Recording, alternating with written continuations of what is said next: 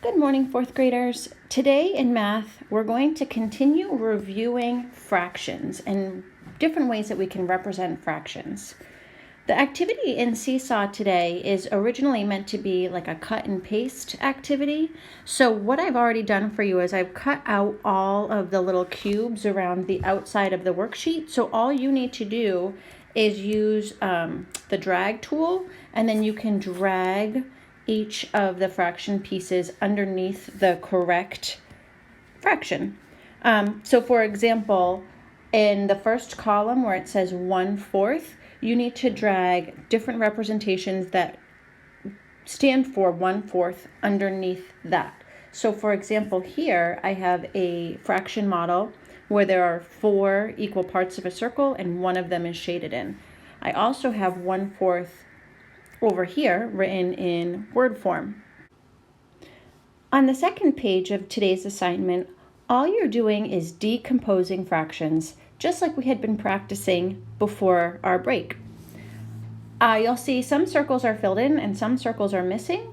Remember, when you're decomposing fractions, you're breaking a fraction down into smaller parts that add up to the whole original fraction. The fractions that we're decomposing today, we're actually decomposing them into a special type of fraction. If you take a look at all of the fractions below, so for example, here I have 1/9, 1/9, 1/9, 1/9, and 1/9. The special name for any type of fraction that has 1 on the numerator is called a unit fraction. When we're decomposing these fractions today, all you're doing is breaking them down into their unit fractions, meaning each numerator is going to be 1 and the denominator is going to stay the same. So for example, on C, the one that I had just highlighted with all of the 1/9, all of those fractions would add together to equal 5/9. You can obviously write or type. I think I'm going to type today. 5/9. So go ahead, finish these 2 pages, come on back, and then you can check your answers with me. All right, so I'm just going to continue dragging each of these fractions underneath the correct column. Go ahead, check off your answers as you go. So let's see, I have 1/3 over here. I have 2/3. This is 2/4, which is the same as 1/2. I have another representation of 1/2. I have a representation of 1/3. This is 2/3.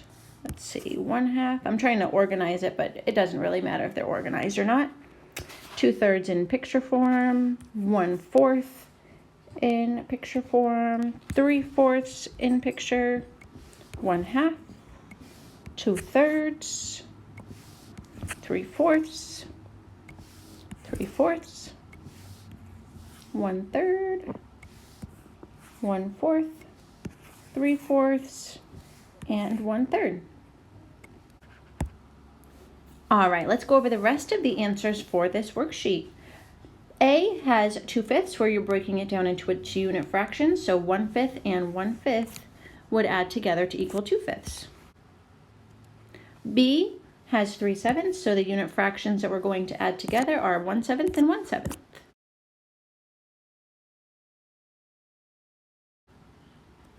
We've already done C, that was our example problem.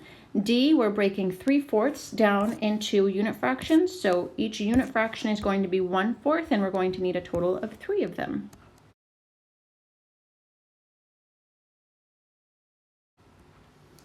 E, I see 1/14, 1/14, and 1/14. When those are added together, they would add up to 3/14. And lastly, F, we're needing to fill in all of the circles on the bottom as well as the whole circle. So if I have 1/7, I see 1, 2, 3, 4, 5, 6 spots. So my total will be 6/7. And my unit fractions will each be 1/7.